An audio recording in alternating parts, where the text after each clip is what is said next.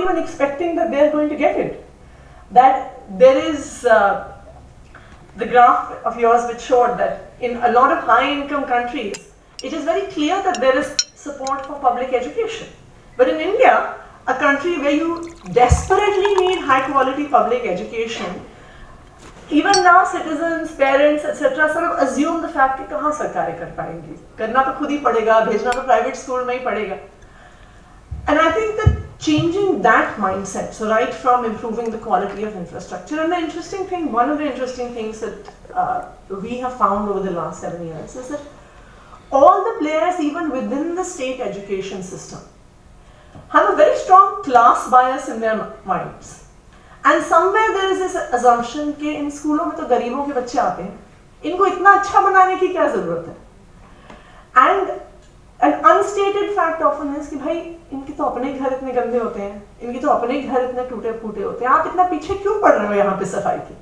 आप यहाँ पे क्यों कह रहे हो कि such high quality buildings, desks, smart boards, etc. need? But I would say that improving the infrastructure is probably the easier of the tasks. Changing the mindset and changing the culture of the institutions is probably the more challenging task. Now, I now after 5-7 years of working in this system have a theory about this. Unfortunately, it's not based on evidence, it's anecdotal, but I will still go ahead and share it. And now my theory on this is that like every institution, it's almost like you have a normal distribution curve in every institution, be it one school, one college, the entire education department, 1,000 schools, 50,000 schools. So you have 20% of the teachers and principals who are outstanding, who despite the most difficult of circumstances, with no support from anyone, are laboring away to give the children in their school and their classroom a high quality education. So this is the top 20%. Then you have the bottom 20%, where any amount of effort does not yield any results. Okay? But then you have the middle 60%. The middle 60%, which is the majority of the people in that institution, go whichever way the wind is blowing. Now, usually what happens is that in the government system, you mostly have governments who don't care. I mean, for me, a very strong indicator of whether a government cares about their schools or not is just when you enter the school and you see the cleanliness of the school and the state of their toilets. I mean, that is really a litmus test of whether that government cares about your schools or not. Because if you can't clean your school and you can't give a child a clean toilet in that school, then it very clearly goes to show you're not serious at all about what kind of education you are providing.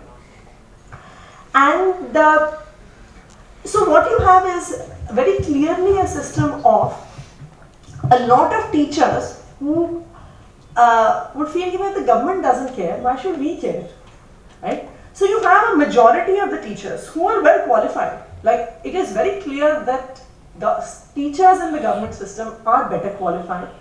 There are better and stronger entry criteria, and they are better paid, usually as compared to the private, to the bulk of the private sector. And yet when they come into the system, then you see this धूप में बैठे हुए हैं, sweater बुन रहे हैं, kind of things which was very much a reality. Or going away in Delhi, one very interesting thing that used to happen was, now because in Delhi there is a shortage of space, you often have schools that run in 2 shifts, morning shift and evening shift. So morning shift is usually a girls' school, second shift is a boys' school. Now in outer Delhi, a lot of the teachers who are teaching in the boys' schools come from outside of Delhi, from different parts of Haryana and UP. So those schools, in the early days when our government came into power, so the school timing officially was 1 p.m. to 6 p.m. But the schools would not run as per administrative timings, they would run as per the timings of the trains that came in and out of that area from Haryana and UP. So when a train to Palwal would leave at 5:30 p.m, all teachers would leave at 5 p.m. And the school would be entirely bereft of any teachers and any students, irrespective of the fact that the administrative time was up to 6 p.m. So what we really had was like this middle 60%. And a lot of teachers used to tell me, and I remember them saying, when we first started teaching, we came into it with a strong sentiment that we wanted to do something. But we would go into school and then teachers would taunt us, the senior teachers would taunt us and say, जी अभी तो नए नए आए हो, तभी इतना जोश है, अभी कुछ दिन में देखना कि क्या हाल होगा. And all go big.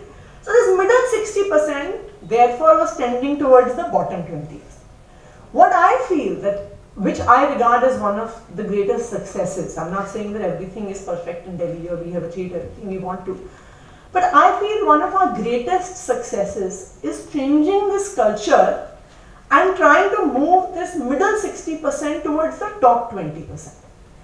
And I feel that we have been able to do this. There was a lot of people who used to suggest to us that you need to have a carrot and stick policy, that you need to give cash incentives to teachers if you need them to teach well, or you need to take strict disciplinary actions. But we are proud of the fact that that is something that we never needed to do. And I think over time, what we have been able to instill is a certain pride that teachers have in their schools and their institutions.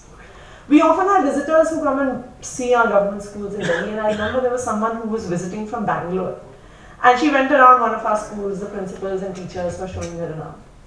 And at the end of it, once her entire school tour was completed, one thing that she said to me was, she said that, there's a lot of things that have struck me as really positive.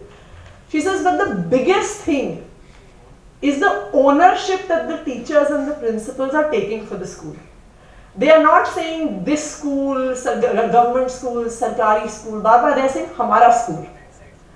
And so when teachers and principals and staff begin to take ownership, I feel that is when the culture of schools changes.